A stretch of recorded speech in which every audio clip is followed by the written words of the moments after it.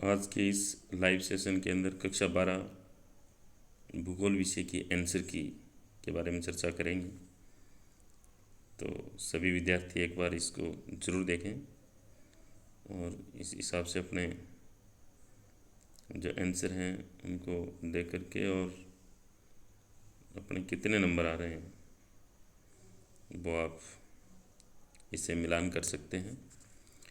तो पहला जो क्वेश्चन है उसका आंसर है सैंपल, फिर बेरोजगारी, भूमध्य सागरीय कृषि, द्वितीय व्यवसाय, यूरोप और 1872 जनगणना का प्रश्न था ये। पल्लीकृत बस्तियाँ, सरसों, राष्ट्रीय राजमार्ग, जनसंख्या वृद्धि, लदान, ये स्थानांतरित कृषि से संबंधित प्रश्न था। उत्तरी अमेरिका और 1911 से 21 के बीच में जो माइनर जनसंख्या वृद्धि दर हुई थी। सौर ऊर्जा, सड़क में भारत का दूसरा स्थान है। जल, और ये पहला रेगिस्तान था। ग्रिफिथ टेलर की परिभाषा थी। भौतिक पर्यावरण का अध्ययन होता है। उद्गम स्थान कहते हैं विश्व व्यापार संगठन, पाइपलाइन और पश्चिम बंगाल। और यहाँ पर देखिए ये है प्रागैतिहासिक काल, दक्षिण पश्चिम मानसून से कृषि और लोहा। तो कुल मिलाकर के आपके ये यहाँ जो वस्तुनिष्ठ प्रश्न थे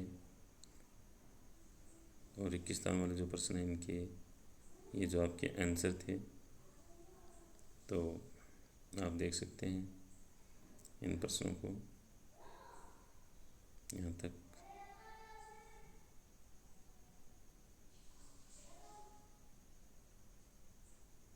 इसके बाद में देख लेते हैं एक एक नंबर के क्वेश्चन थे। तो ये था आपका प्रवास। प्रवास किसे कहते हैं? लोगों का आर्थिक और सामाजिक राजनीतिक कारणों से एक स्थान से दूसरे स्थान पर जाना प्रवास कहलाता है। दो देशों के द्वारा एक दूसरे के साथ किया जाता है। और पनामा नहर इसका आंसर था। परिक्षिप्त बस्तियाँ और समता, सतत पोषणीयता, उत्पादकता और सशक्तिकरण की संकल्पना पर आधारित एक सूचकांक जो आपका मानव विकास से संबंधित था। इसके बाद में आप देख सकते हैं यहाँ पर मार्गों का निर्माण नहीं करना पड़ता और जल प्रदूषण कम होता है। जलाक्रांता और दलदल को रोकना, लवणता, क्षारता को रोकना, स्थानांतरित कृषि पर रोक और औद्योगिक अवशिष्टों पर रोक। इस प्रकार से ये अपने कुछ प्रश्न थे एक एक नंबर के। अब 1.5 नंबर के जो क्वेश्चन है उसमें देख लेते हैं। तो संसाधन भूगोल, कृषि भूगोल, औद्योगिक आर्थिक भूगोल के क्षेत्र लिख लेते हैं। शोभे संग होने वाली कृषि को सामूहिक कृषि कहते हैं। चमड़ा उद्योग और उन्नी उद्योग, हाथी दंत उद्योग ये है। और ये देखिए आप, ये आपका 7 नंबर का। फिर 75 सेमी से कम वर्षा, ये है 8 नंबर का आंसर। फिर जल जनित बीमारियों का फैलाना और जल का पारिस्थितिकी असंतुलन, बड़ी लाइन, मिडल लाइन और छोटी लाइन, अंतर्राष्ट्रीय बाजार से जुड़ने की क्षमता, इसलिए बेहतर आर्थिक और सामाजिक जीवन जीना, यूरोप और अमेरिका में सब्जी आधारित कृषि, कुछ ट्रक फार्मिंग वाला जो प्रश्न था ये आपको। और ये देखिए 3 नंबर के क्वेश्चन का आंसर आप इस प्रकार से देख सकते हैं। 14 नंबर क्वेश्चन था ये। फिर आप 15 नंबर का जो क्वेश्चन है इस प्रकार से, और फिर 16 नंबर यहाँ पे, 17 नंबर में जो रोपण कृषि से संबंधित था, ये इनकी कुछ विशेषताएं हैं। उच्च पूंजी निवेश, उच्च प्रबंधन तकनीक, वैज्ञानिक विधियाँ, एकल फसल केंद्रित होती है, ये आप लिख सकते हैं इसमें। और 18 नंबर क्वेश्चन सतत पोषण विकास से संबंधित था, नियोजन से संबंधित था।